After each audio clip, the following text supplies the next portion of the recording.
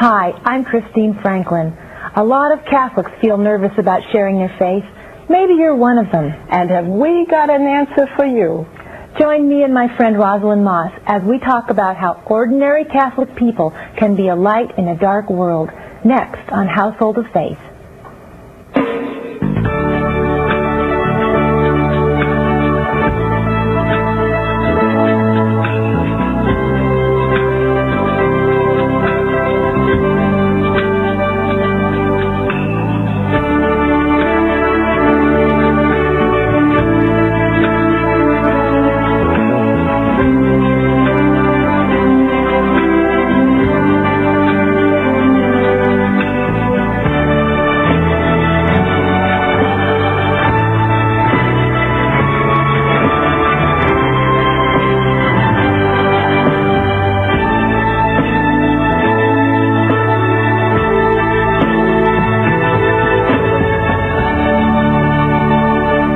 Welcome to Household of Faith.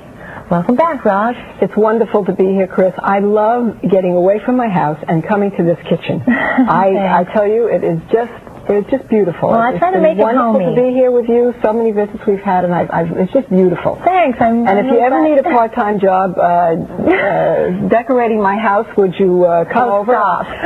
Stop. It's wonderful being here with you. Well, you know, today's topic is one that I think people have a lot of questions about. I know that when cradle Catholics find out that I'm a convert and that I used to be a missionary, they often ask me, first of all, how did you become Catholic? And then I have to give them the whole story. But after that, a lot of times they'll say, so how do I talk about my faith to other people? I know the evangelicals and the fundamentalists and the Jehovah's Witnesses, and they go door to door, and my people I work with, they're always telling me about their religion, and I would like to know how to share my faith, and I don't know where to start. You know, Chris, just the words are music to me. Just for someone like that to say, I want to share my faith, you know something, how to do it is such a secondary matter. True. It's the heart. It's so thrilling that people want to do it. It's just thrilling. It really is. If God has put that in our heart to share the love that He's given us, how-tos, that's not an issue. But even a heart that wants that faith and love is going to flow out of that person. That's really true. And sometimes I think they think we can give them a technique or a formula. But that isn't God's way. No, Jesus didn't have a formula when he taught people about His Father. You know, one time a friend was asking me this question. I tried hard to think about a good answer, and it got me thinking about how we grow in a family, thinking of being a Catholic in the context of our Heavenly Father's family. And I thought about something that happened to me when I was a brand new mother.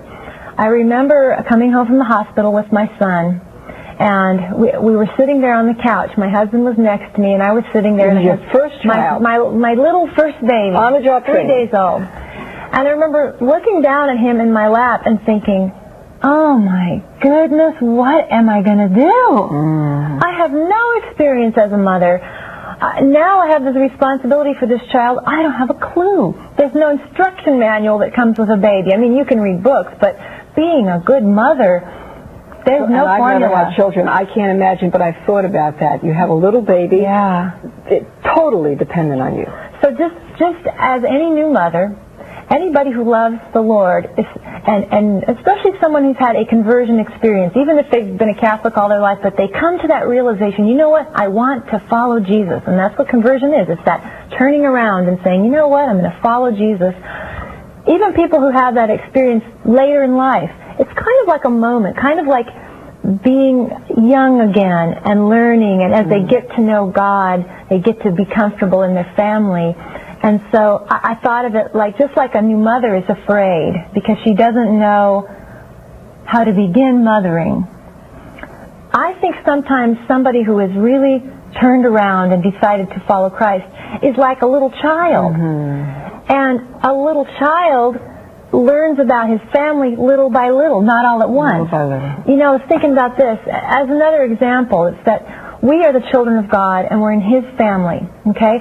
So when we start out, at whatever age we start out, we know a few things. just like a little kid. Like a child. When they're old enough to maybe go, you take them to the park and they might run off a little bit and you're still supervising, what are the first things we teach? We teach a little kid, the first thing a child knows is, who's my mommy, who's my daddy, okay?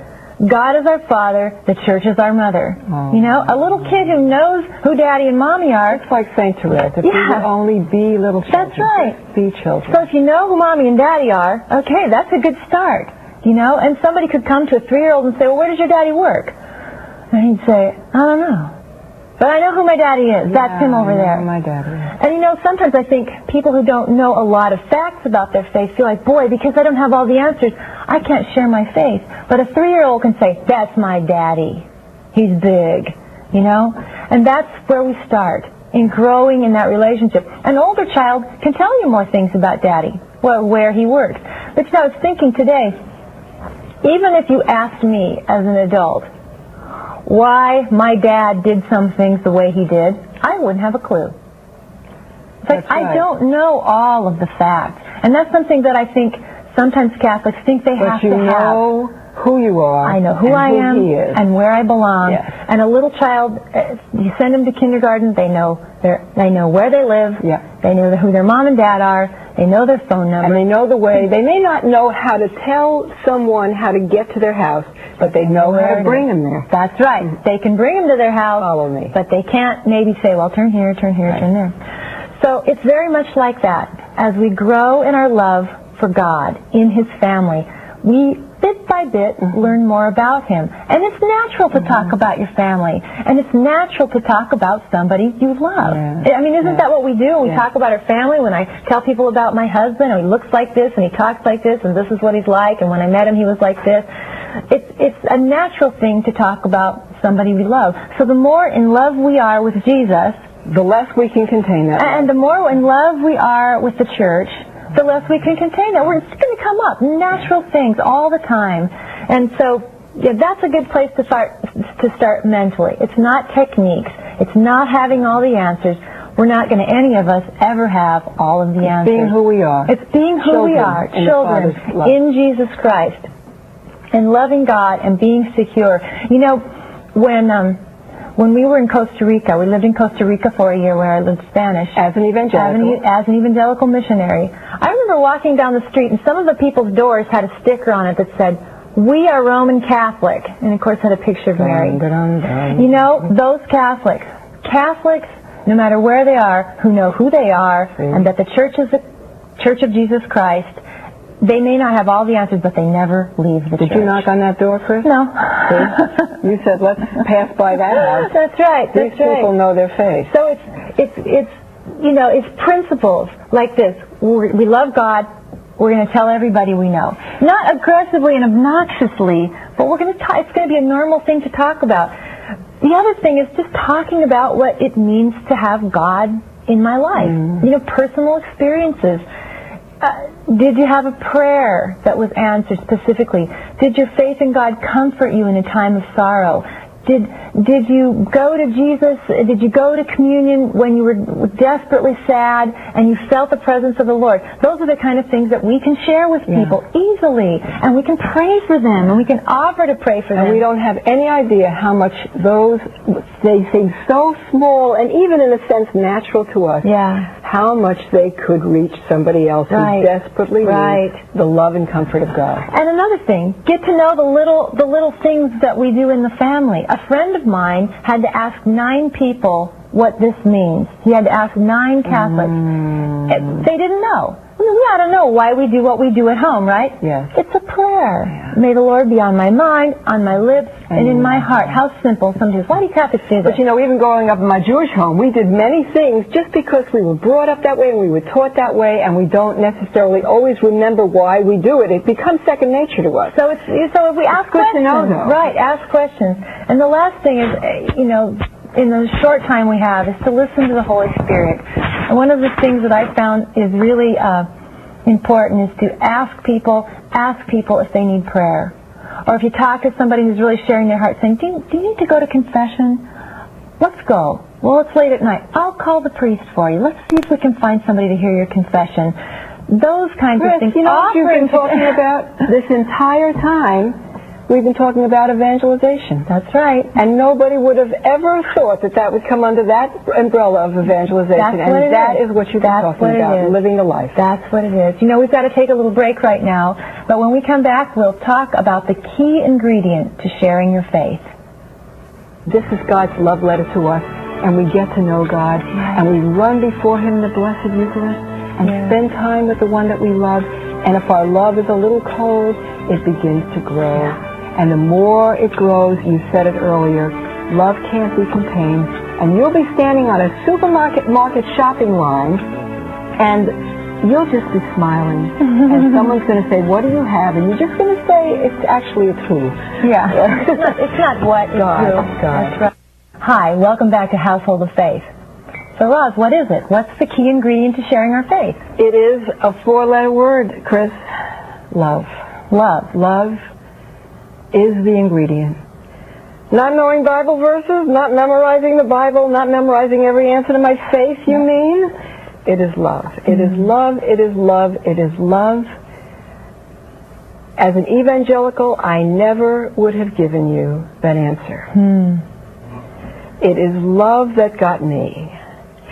All the Bible verses I learned, all the scripture I learned, all that people told me and taught me, it helped.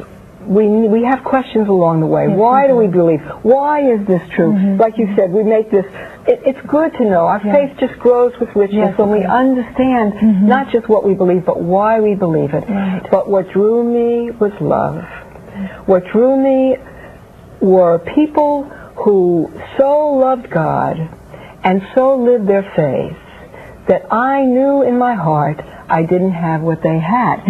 Now, as an evangelical, I thought I had everything. I thought I wasn't missing anything. But I saw Catholics along the way that had a depth. I could come at them with evangelical 4 spiritual laws and my formula to get them out of the Catholic Church. If you die tonight, do you know you go to heaven? And every once in a while I come across a Catholic that couldn't answer one question I put to them. But they knew God. They didn't know the verses. But I walked away from them thinking, those Catholics, they don't even know the Bible. Oh, I remember that. But I walked away from those Catholics saying, they may not know the scriptures, or they may and just not know the scripture references the way we used to have sword drills, Bible drills.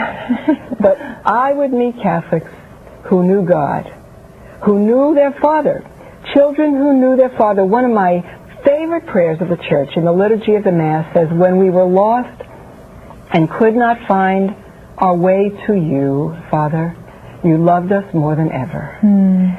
We love, says the Scriptures, because He first loved us. And love, we don't love so that God will love us in the end. We love because He loved us from the beginning. And when we reach out in love, my journey to the church, I was looking for a Catholic formula. We would have the gospel down in a nutshell, and I'd knock on your door, and I'd say, if you die tonight, you're going to go to heaven. And I'd have all these verses, and Catholics would look at me and say, what is she talking about? And I don't know. And I would use different language, and they wouldn't know how to come back at me. And I was looking for that in the Catholic Church. I used to go from Catholic to Catholic. Yep, I did. And I'd say, okay, tell me how I would go to heaven if I were Catholic. You know, nobody knew what, they couldn't fit into my box. But they didn't know exactly what you were asking. They didn't even know what I was talking about. Not because they didn't know God or Christ. Right. But one day I met up with a Catholic fundamentalist. What's that? What is a Catholic fundamentalist? This gentleman loved God with all his heart. As Catholic, every vein and bone in his body was Catholic. I mean, you thought he was some kind of Catholic fundamentalist as an evangelical. No, he was Catholic. No, but you thought of him as a fundamentalist. As a fundamentalist, because I was right, but he was Catholic. And I labeled him fundamentalist. He's Catholic through and through. And I tell you, he knows his Bible more than I'll ever know it as a fundamentalist. And I took years of Bible trading, and he could swim circles around me. He was throwing verses at me, and strategies, and plans for evangelization, and I said this, and he had 20 verses more to throw at me, and I had this objection that I learned for 10 years down pat, and he came at me, and I couldn't answer him. The cases were reversed. He knew his faith. Did I walk away from him saying, at last, a Catholic who knows their faith, a Catholic who can give me the scriptures. I never wanted to be in his presence again. I never wanted to see that man again. Was he Catholic? He was Catholic through and through. Did he know his faith? Yes. But I didn't want the Christianity he had. I didn't want that. And on the other hand, while I was studying to go on my journey to the Catholic Church, I was a waitress in a restaurant for a while, and there was this family that used to come in every few weeks on a Friday, Saturday night, a husband, a wife, and about a 10-year-old boy. And I usually had their table to serve dinner. And every time they came in, there was something about them. There was something about them. There was I don't know, just an honor, a loveliness, a peace, a love, an order. I don't know what it was. And their young little boy was like something out of the ordinary. And I would almost burst out in tears just to see this family. And one day I said to them, "Excuse me, I hope you don't mind this. I mean, I don't want to offend you. Do you mind if I ask you if you have a religion and what you are?" Wow. And they said, "Oh, no, we don't mind at all. We're Catholic." And I thought, look at that. And this family, I talked to them and I told them I was struggling in pain on my way to the Catholic Church, at least trying to find out if it was true. And I had all these questions, and they said to me, "You know something? We may not be able to help you with these questions, but we know a deacon who's really good, and he knows the Bible, and can we give you his name and phone number?" You know something? It didn't bother me that they didn't have a verse of Scripture to give me, that they didn't have an answer for their faith. They knew their faith. But it didn't bother me. I met the result of someone who's Catholic. So how does an ordinary person say, "I want to be the kind of person whose love shows like that"? Where do you start?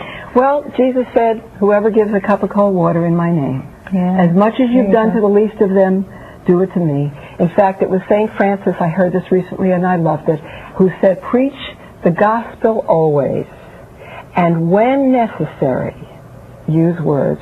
I was sitting with a friend of mine just a few weeks ago, a very, very dear, wonderful woman of God. She and her husband are professors. They have their own private practices. They have 2 children. Their lives are full. They're PhDs. They've got it. They've taken theology and all of that. And I gave her, she's an evangelical, my friend, and I gave her this, "Preach the gospel always, and when necessary use words." And she looked at me and she said, "Oh, Roz, you mean when I'm at home caring for my children, when I can't get out and tell people the faith, or even if I don't know the Scriptures like you do, you mean I can preach the gospel sitting and loving my daughter and keeping my home just by loving them, just by living it?" How absolute, it's a revelation. It was wonderful, Chris. I mean, you told me a story once about a mother who was nursing her baby. It was a friend of mine when I was becoming interested in the church, and because of my truly fundamentalist background, just the beads. You know, for Catholics, it's just a natural thing they carry with them, and they love the rosary. For me, it was those beads. You know, that was I couldn't get past the bead thing, and I understood that the prayers of the rosary are biblical. I understood the theology, I guess you'd say. I understood what the prayer and the devotion was about as much as I could at that point, but it was those beads that bugged me. And I said to a Catholic friend, I said, I understand about the rosary. It's just those beads. She says, "Well, Chris, you don't have to use beads." She said, "When I'm nursing the baby, I say the rosary on his toes and fingers." Oh, Chris, I just love that. And I love that. I love that. Oh, I love that. Now, this is a Catholic mom with 6 kids. She's not an evangelist. Baby's toes. She's the rosary on her little baby's toes. And I thought, how beautiful. Thank you for sharing that with me. How beautiful. How beautiful. When you were talking about that, the idea of living it, and that we get so worried about having the answers and doing it right. Let me tell you another story, just a quick one. This is true, and it's about some Protestant missionaries, and they were living in Indonesia, and they were working in an office with some Indonesians. So there were several missionary men, Protestant missionary men, and several Indonesian nationals. Well, one of the men of the group of Americans spoke beautiful, nearly perfect Indonesian, and he was very proud of the fact. His accent was good, his grammar was good, he had a big vocabulary, he practiced, did a good job. He really, really wanted to speak good Indonesian. The other missionaries were okay, but there was one guy in the office, I'll call him Joe, and Joe had terrible Indonesian. He talked like Cookie Monster. You know, I mean, it was like he could barely get, he was an embarrassment to everybody.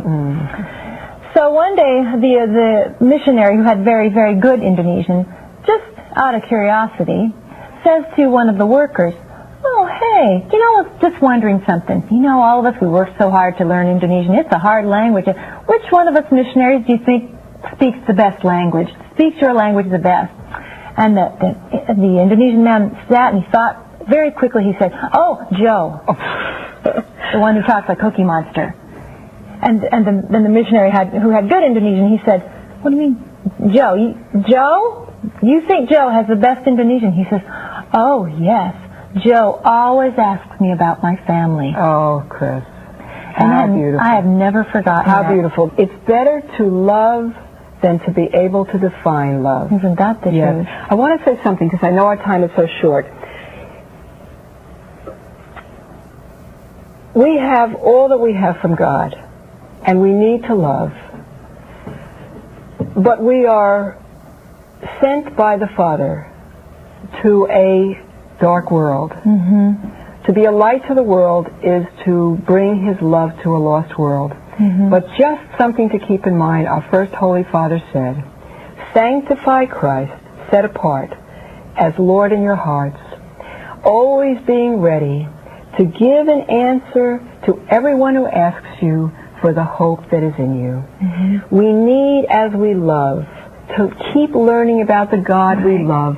So as babies, as children, we could say, "I can't, but I could tell you who my Papa is. I don't know how to tell you to get to my church. Come with me. Come with me." And as we grow, the more we love, the more we know Him, and the more we begin to have answers for the hope that's within us. It's really true. And you know what? I never in my life, for 35 years, was ever asked to go to Mass with anybody. See? Of all my neighbors, friends, people I went to high school with, nobody ever said, "Chris, would you like to come to Mass and see what it's like?" Never. And when we were getting close to, we were studying the church and we still hadn't gone to Mass, we asked so many people, we dropped all these big hints like, "Oh, so which of the parishes do you go to?" "Really? So what time is Mass?" No. Well, you go. Which one do you go to? What color are the pews? Yeah. Can anybody go? And they never understood. They don't. Nobody ever said, "And how did you come and see?" I wouldn't be surprised if someone didn't invite you because they were afraid maybe they wouldn't be enough for you. They wouldn't be able to answer questions. And I would say to our Catholic brothers and sisters, don't be afraid. Don't think you're not equipped. I would say with all my heart, if you think you're not prepared to be a missionary, to share the gospel right from your home, you are prepared. God has given you a heart for Himself. May I say, be who you are. Just say, like the man in chapter John of the Gospel, John chapter 9, the blind man, people came at him with all these kinds of questions. How did He heal you? Who is He? Where did He come from? What did He do? And the blind man says, "I don't know anything. I know that once I was blind and now I see." It's a funny thing, you know. No one ever healed anybody of blindness since the beginning of the earth. You tell me where He's from. You tell me. Don't be afraid. God will use who you are. He will use your heart. Say, "I don't know. Come with me to church. Here's the deacon's phone number." And then maybe begin to read the love letter, our family love letter, the Bible, that God has given us. Just a little. 5 minutes a day. You know when you're in love, Chris, and your fiancé that you're head over heels in love with sends you a letter, you don't put it on a shelf and dust it off. You read it 1,000 times and backwards 1,000 times, because you want to know Him, and every bit of Him you want to know Him. And this is God's love letter to us, and we get to know God, and we run before Him in the Blessed Eucharist, and spend time with the one that we love. And if our love is a little cold, it begins to grow. Yeah. And the more it grows, you said it earlier, love can't be contained. And you'll be standing on a supermarket shopping line, and you'll just be smiling. And someone's going to say, what do you have? And you're just going to say, it's who. Yeah. It's not what, it's God, who. God. That's right. And you know, another thing that's really important is that the place to start, before you think you're going to save any souls, is here. Oh. Right here. Here. Just fall in love. Right. The care of our own soul is something God has, through His grace, but also given us a responsibility to do. Yes. So as we care about our own relationship with God, as our own soul, as we grow more in love with God, then He will give us the love for the other people. And we start to look at other people and say, oh boy, she's really hurting. I wonder if I could pray with you. I wonder, would you mind if I pray the rosary for you today, because I know you're really upset. Just being Christ to other people. And the way we have to start is by knowing Christ, by loving Him. Do we have time in our visit today for a real quick one? Yeah. There was a servant girl in England. Quick. Real quick. She was treated horribly. Filthy, everyone treated her like dirt. One man came into the hotel one day, was there a couple of weeks. She was going to carry his luggage. Instead, he carried her water pail. He opened doors for her. She's never been so respected in her whole life. She's never been treated like that in her whole life, with respect and dignity. Never had such kindness come to her. The man stayed a couple of weeks, and he left. And as he left, he said some kind words to her, and I don't know what, but she's never been treated like this. She had worth. And he left out the front door, and she ran after him, and she said, excuse me, sir. And he turned around to look at her, and she said, sir,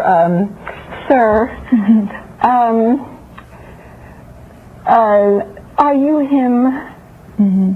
Are you Jesus? Are you Him? Are you Christ? He was to her. And just to love, to have the life in us pour out to others who are hurting. Everyone's hurting.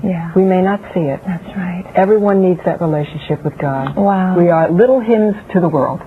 Thanks for sharing those thoughts. That's just beautiful. It gives me courage. Thanks. Thank you for joining us on Household of Faith. May God bless you and keep you and make you a light to the world.